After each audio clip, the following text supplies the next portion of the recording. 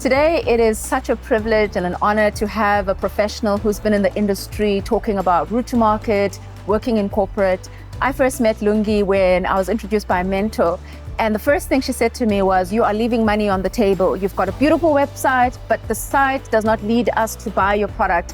And for me, that took me back, and I've built a relationship with Lungi since then. She has contributed in FMCG, route to market, and she knows what she's talking about. So today we are excited to talk about different routes to market in South Africa. And Lungi, welcome. Thank you so much for joining me. Thank you. Welcome. Like, what is route to market? Look, I think we use the word and it becomes so big and it gets confusing. But for me, simplified is it's literally a view of as you build a product offering. Route to market, or answering the questions that fall under route to market, is saying, how do I get that product to the consumer or the person that I want to buy and love my product? How do I get it to that person repeatedly? How do I get it to that person in the format that I want them to consume in?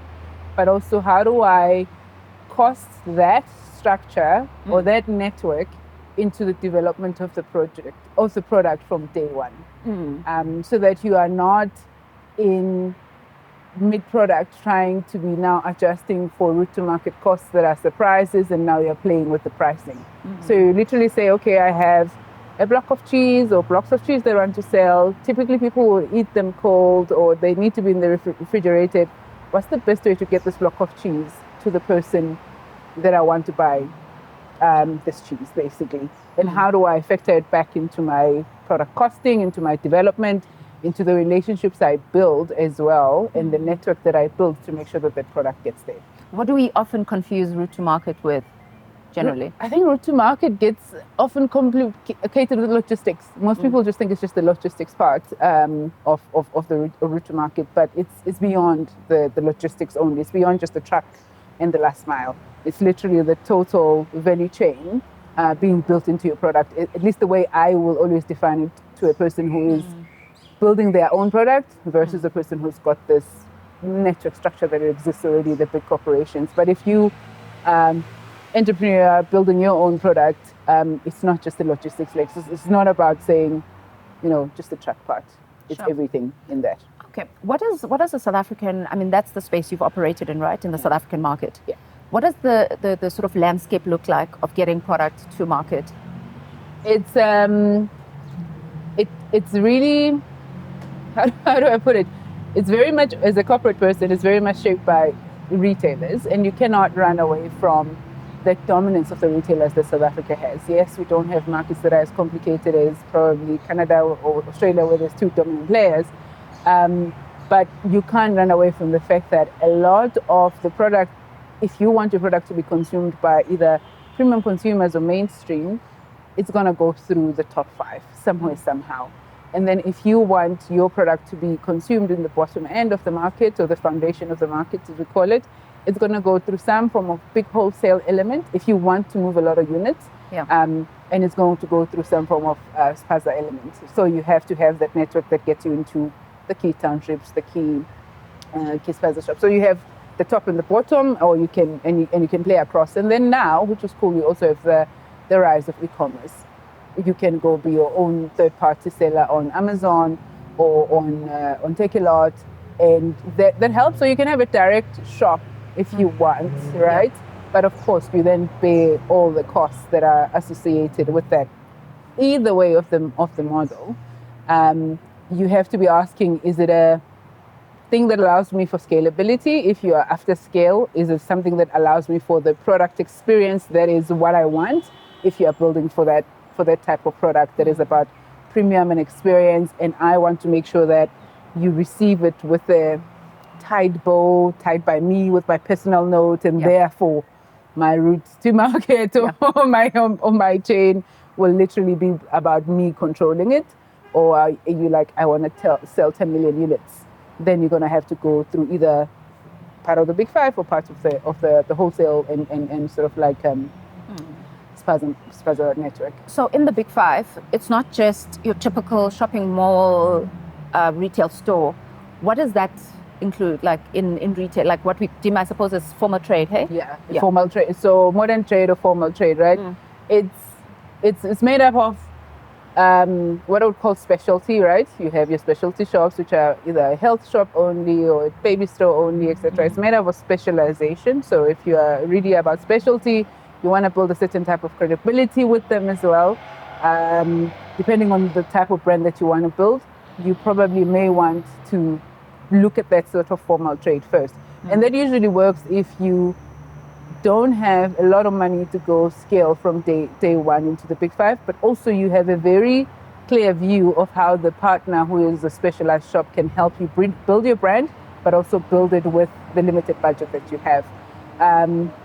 And that usually allows you that form of control, especially if you're playing in the niche space. But if you're playing and selling toilet paper, for example, you definitely are looking at the network that is driven by the big five for wholesale. And that network includes either going direct to shop, which usually most people do not have the capability of, especially if you're up and coming, or actually going through their distribution centers, which actually costs money as well and needs to be factored into the product. So it's a network of stores, it's a network of distribution centers, it's a network also of the buying teams, or the first person who you have to go to and say, I have a product and it is different and it will help you grow your revenue because. And that is, I think, probably in this route to market shaping, one of the biggest things that I think sometimes get overlooked. People create the product, a beautiful product, and they are not able to clarify from the beginning, how am I going to, if I want to go to mass, how am I going to tell a person in mass, you need this one more product in this segment, right? Exactly, right? Because it's like, oh, there's like so many of them. Why do I need this? Okay. And then I know there's something we call forecourts. Yeah. Like, where does that sit? That falls under what we'd call convenience. It's always, I look at it personally, I look at it as part of formal trade as well, because it's got a similar network of distribution centers, directory, etc. And that is also a really good market that you're looking at within the modern trade. Of course, the scope is really, really big, right? You've got what is modern trade? Supermarkets and hypermarkets, specialized supermarkets and hypermarkets. You've got forecourts, which is garages. Then you've got food service, which is a whole monster on itself, right? Right? And within food service, you've got your Nando's kind of thing. You've got quick service restaurants, which is your KFC type of thing. And then you still also have the rest of the hotel restaurants and catering chain on its own, over and above what traditional trade is. And then you still have liquor as a channel on its own. So it's really a vast scope. And usually you'll find that most of the players play across, right? So you'd have most of the big five having their own footprint in forecourts, having their own footprint in liquor type of situation, having their own wholesale format as well within their structure, which, is a bit of that's what I'm saying. You have to understand the consolidation, and you have to understand, how do I want to get my product to the people? And I think that's the first question you answer. Do I want to get a lot of the product from day one? Do I have an investment fund to be able to go to people who are playing with the scale versus global manufacturers, etc., or bigger manufacturers? Or do I want to build slowly, control it by myself, and find a partner? So what should exist? I know you're talking about, if I want to build scale, do I have capital? But like, what are the other things that one needs to think about to be able to decide which is the right route? So I think it always starts with the question of, what is my problem solving, number one, and who are the people that I want to talk to. So sometimes we don't get very close to who do we want to talk to, how are we going to talk to them, and therefore do we have the money to talk to them. That's, I think, usually the first sort of like set of questions that we get hooked in design the product, and knowing that my friends and family do like the product. And the little test group of Dan likes the product, but we fail to define how, especially if you're going to go mass, how is it going to bring a difference in growth for the partner? Whether it's for yourself, whether it's for a partnering with a specialized shop, or taking it for it. The question, crux of the question you always have to answer is, how are you going to bring value to this person's to this customer's life. So by getting that consumer to them, what does it give them? And therefore, what is the required mechanics that you need to use? So it takes a lot of understanding first the consumer route you want to take, the way you want to talk to your consumer, and then the size of the markets that you can possibly talk to. And if you understand that my product is going to be $1,000, I'm only going to have only brands and people who can afford it, who can come, then you can work it back to say, therefore, the right places where they shop, the way that they consume media, the way that I can reach them is through this select view of media consumption, footprint in the shops, or sort of channel that I wanna sell to, and then you can then structure that back into a total product proposition. I think marketers call it 6Ps, 4Ps, all this product place promotion thing. It is critical in answering everything that will also even take you back to the investor for the capital. What are you trying to do? What is the problem going to solve? And therefore, what are the things that are needed to support it, solve that? Sure. I remember when I did the introduction, I remember when I met you, Yes. and the first thing, just before our meeting, you had a look at our website and you said to me, Spa, you're leaving money on the table. Yeah. This was us. We had this beautiful store, we were not driving in terms of being aggressive online. Often that's what we have as entrepreneurs, maybe we can't get into the big chains. Yeah. But how do we maximize what we usually would have? Yeah. Yes, exactly. I think it's understanding within your product, right? And within this 5P structure that you built, how are you communicating to the product, to the consumer? How do you drive conversion? A lot of businesses, I think, die because you don't get the conversion fast enough, therefore the velocity, therefore the sales for the product to start funding itself. And you are now in this 1 to 2 year space where a lot of the money is still funding the product. So you got to take every chance you can, or the platform that you're building as a platform that allows you to be able to convert, especially if you're doing commodity goods or you're doing something that is easy to convert to. You have to take that chance to be able to run that. You have, I think when I was talking to you, you have a lot of these young fashion entrepreneurs who've done a lot through a few clicks on Instagram, a few pop-up shops that have allowed people to help them drive conversion, right? From whether it's a small booth, whatever, to a fashion pop-up shop that will be hosted by the industry. They've allowed that social presence where you look at this and you're like, oh, this is really cool, I really like it, to have the conversation with the consumer on that. People would ask, what size, how do I order? All the way to converting to actually let me order and try it out. So when you are thinking of every touch point, you have to allow to as few clicks as possible allows the consumer to actually get the product on their hands. And that's where you can then also build your own test and trial in terms of when you go to the mass market, you can already say, through my own website, my own reach, I've been able to build this much in terms of understanding who buys my product, when do they buy it, how much do they buy it for, average basket. And therefore you now have almost a selling story already that you've created. But to simplify it and just center it back again, it's whatever tool you have, how does it allow for conversion? Almost immediately. Sure. What skill set would you think are relevant? I know you're passionate about people and sort of development in terms of skill set within corporate, specifically, but within for entrepreneurs building, what skill sets do you think are required around route to market within a team? The first one I think is the networking capability. That's number one. I have a friend who's in spirits and that channel, right? Yeah. There's things you won't know if you don't know, because it's not a person or the business that will help you is not listed online, they're not active online, but they actually do a lot in driving the industry. So you got to have a very good ability to network, learn from people, and connect genuinely with people who will connect you to the next. That's number one, because that's where you're going to get probably your lessons And then that's also where you're going to get the connections that matter in conversation. Two, you got to have a very clear ability of stating your proposition in as few and as simple words as possible. And that's because you are constantly selling.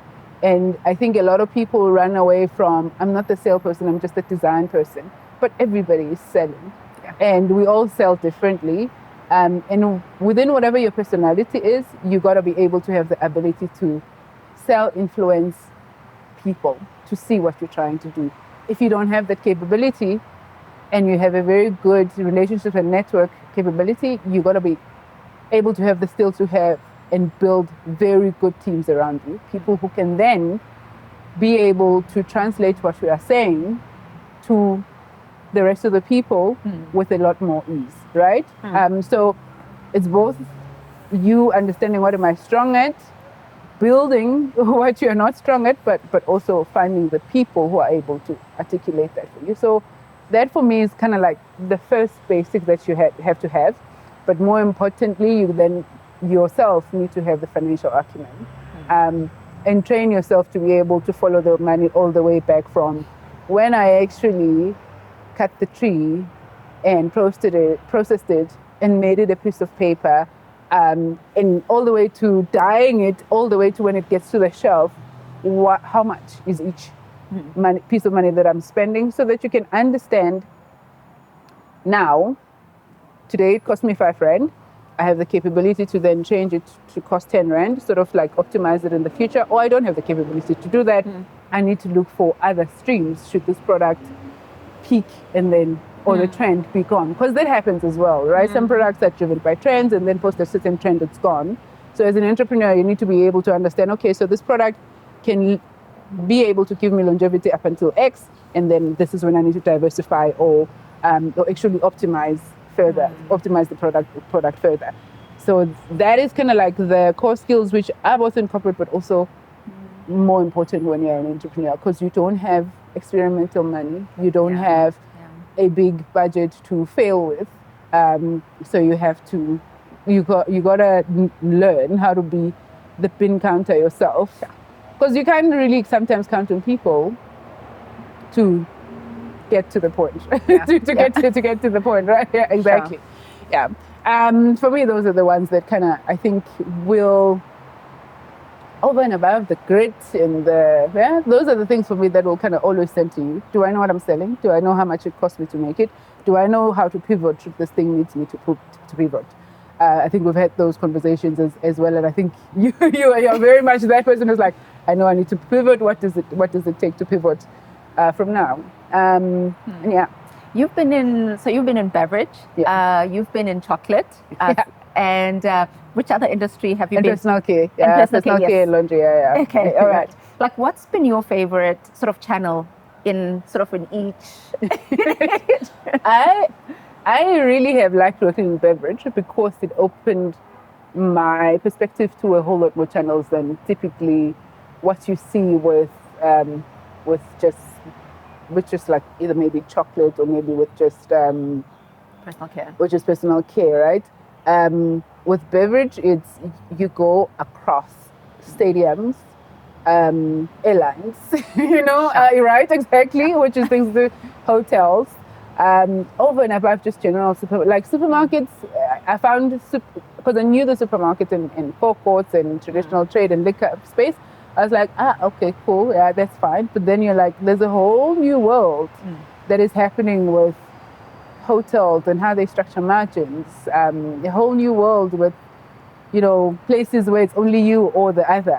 How do you structure, which is food service, how do you structure the dealing in that? How do you understand the flow of money in that? And then to your point, how do you also just diversify your portfolio to allow for, like in personal care, you're like, there's going to be a trial pack, but you're going to find it in thingy. The structure is similar, but in beverage, for example, you're going to be like, I'm going to have a different format than it's going to go to a quick service. I'm happy to not make as crazy money, or I'm going to have a completely different financial model, because I know that if a person is trialing it in full service, they're now going to go and buy it in the rest of the channels. and you now have a whole new world of how do you structure or price your portfolio in different moments and occasions. I think that's what it actually opened me up to. The crux of it was the occasions of consumption, which we sometimes can take for granted in the rest of personal care and laundry, because it's just typical routine stuff. But you're not gonna not buy water at the airport. Exactly. Even if it's now costing you like, yeah, but the thing was like $9.99, and he's like, no, now it's $20. And what are you gonna do? Right? Yeah. So for me, that's a space I really enjoyed, because it really opened up the perspective to there is a lot more that you can do with your portfolio, and you need to have a very clear view of what each part of your portfolio does. What drives recruitment, what drives total consumption, but also how much closer you need to just get to the consumer to know they will be doing this when they are doing what. And therefore, it needs to be created to address that occasion to the core. Sure. Just on that, in terms of like consumer, like knowing your consumer as well, how as a business, so I'm an entrepreneur, I've built my, personal care brand. To actually regard myself as successful, how frequent should my customer purchase from me? So different categories have different consumption patterns. To gauge yourself as successful is in a very mathematical way for me, is an equation that you need to do to say what gets me to break even to profit in terms of, one, from trial to repeat purchase. What happens if I could only get 10 consumers? They would need to buy my product 4 times for me to be fine. Or I actually need to have 1 million consumers, because they will use my product only 2 times a year. So it comes back to you understanding what will actually help you be able to deliver some of your financial values, because then it also helps you shape again. So what is my mass or niche reach strategy that I do? What is the channel that I go to? How do I structure the deals for trial of my product? How do I structure my deals for portfolio thing?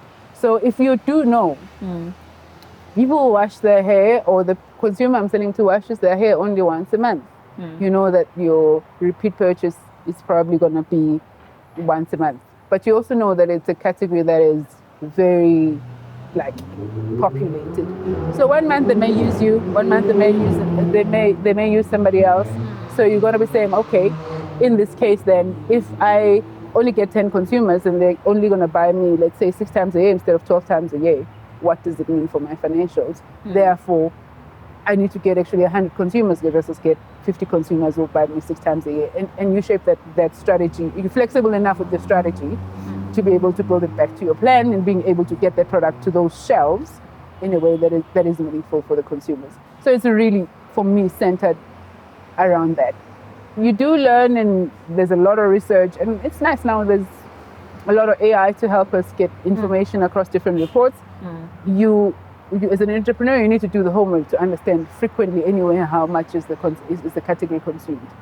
You can have a chat with, I've done it with just researching top line, and then you go find out, oh my God, it is so close to the actual numbers. Wow. There's a lot of numbers that get left in reports or whatever it is.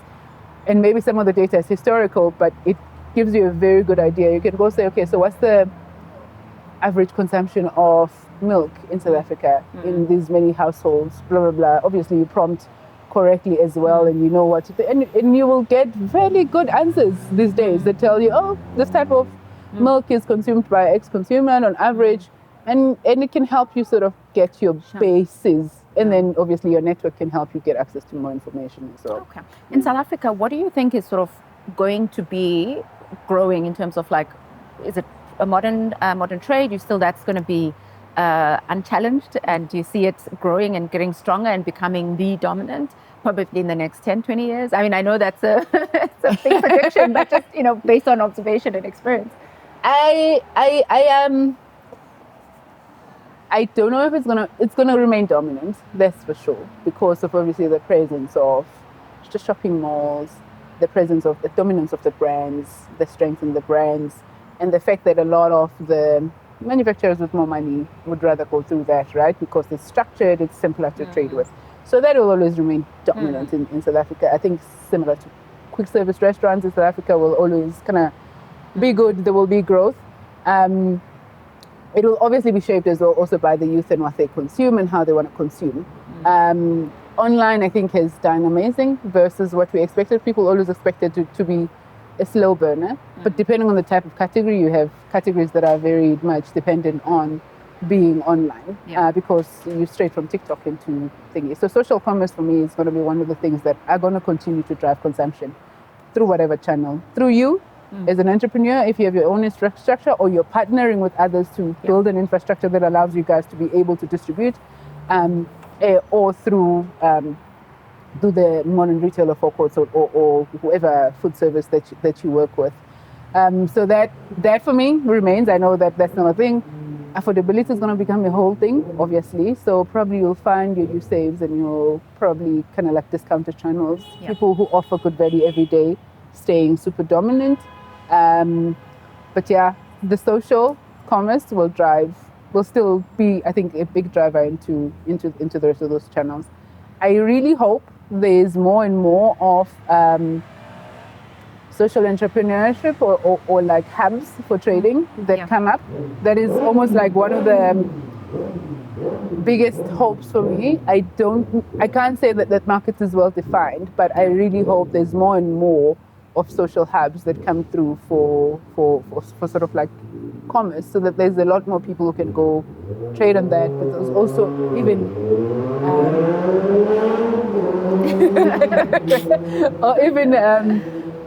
platforms like for food safety, for affordable food, for affordable things like what you see now with like bring your own packaging type of formats. I hope there's a lot more in different types and formats of that grows, that allows for people to not have to always catch a taxi to go buy, always have a loyalty card to go buy, but also buy for what they need. And hopefully in your stream, allow for people to make their own little communities efficient, whether it's a food thing, whether it's a food platform, or whether it's a food plus other things platform. I hope a lot of that comes up more structured and more significantly. Sure. Yeah. No, I love that. I think my social enterprise nature is like, yes. We need more people venturing into communities so that it's affordable, accessible. But it also gives an opportunity for entrepreneurs who are growing these things in communities to use this as a supply chain or custom base. Exactly. If it were. So I'd love to see that. Lungi, just a tip for any person who's building today. What would you encourage them with or caution them? But what is one thing, just as a parting shot? Yeah, I think because we, like, again, as we've stayed in a relationship, my partner and I have started this business where we're saying, you're an R&D expert, I've done commercial for a while, we have seen different levels of sort of like entrepreneurs and where they are with their journey. There's entrepreneurs who are saying, I've got a product, I'm passionate about building my product. I'll take them back to that first view that I have to say, partner with the person who can help you to structure from your product from day one correctly. So you don't have surprise costs into your product, right? Because sometimes you see a product, you look at the market and say, I aspire to be, and then you need that person who will sit you down and say, commercially, for that to make sense, you need to be ticking this box in cost of getting to the market, which includes cost for trial and promotions and all that stuff. And then you also need someone who'll say, the way you're building the product, absolutely ideal today. This is where you can be shaving off waste. This is where you should be negotiating harder for packaging. This is where you should be negotiating blah, blah, blah. But also this is where you need to prepare yourself to go in the next 2 to 3 years at minimum. So that for me is, you need to have the right people around you. Even if you're not paying, who can tell you, who need to look at your product honestly and say, for you to get it to market, this is truly the worst case scenario that you have to hold yourself to. They'll give you the best case scenario as well, but the worst case scenario needs to always be clear for that, because I think that for me is what we see in terms of with the person who's starting is like some of the costs are just surprises to you. The same people need to be able to help you articulate, if you can articulate yourself well, what is the commercial value of the product that you're bringing, either to whether you're going to take it to a butchery, to a bakery, or whatever, what is the commercial value that you're doing, but then also how do you holistically integrate the offering of your product to your consumer with the way that integrates through to your value chain as well. I think that is the one. Understand how to build a total value chain offering and value chain relationship. Because sometimes you'll launch a product, it will fail. But if you truly were a good partner, and I think that's one of the things I've taken away from some of the lessons, you're a truly good partner with your value chain people, it's easier to come back. And also they may actually help you, direct you to the right spaces to go as well for the future. So you have to have take yourself out the shell if it means to build that. Again, it goes to build that proper network, but the integrity in the approach and the value creation mindset, joint value creation mindset, and also the partnering mindset with the people that you want to work in the value chain with, because it is kind of long term. And I think in South Africa, you'll find that you have typically the same people rotating around these spaces, or typically the same people holding certain industries for a while. I think probably you've seen that. Who are the merchandising services? And how many of them are in the country? How do they consolidate into each other? You know, and exactly, and that's part of the value chain that you're building for. So if you haven't been building with that from the beginning, it's even if your product didn't do well, if you worked well with them, they will take you back for something else, and you work with them for something else, and they'll help you optimize and restructure and everything. But it's the same lessons, whether you're an entrepreneur, whether you're in a manufacturer industry. You're constantly selling, you're constantly trying to create value, and you just have to be honestly clear as to what do you do and what value do you bring with what you have on the table. Sure. Lungi, thank you so much. Thank you for just sharing so freely and insightful, and just bringing your experience and expertise to the fore. So thank you very much for this. Thank you. Thank you for joining us. We have chatted around route to market in South Africa. We've looked at what is growing, what we are hoping would become. We've looked at what skill set you need. So definitely have a listen and enjoy as you build your product, and think about what is the best way to service my client. So all the best to you. Thank you. Thank you.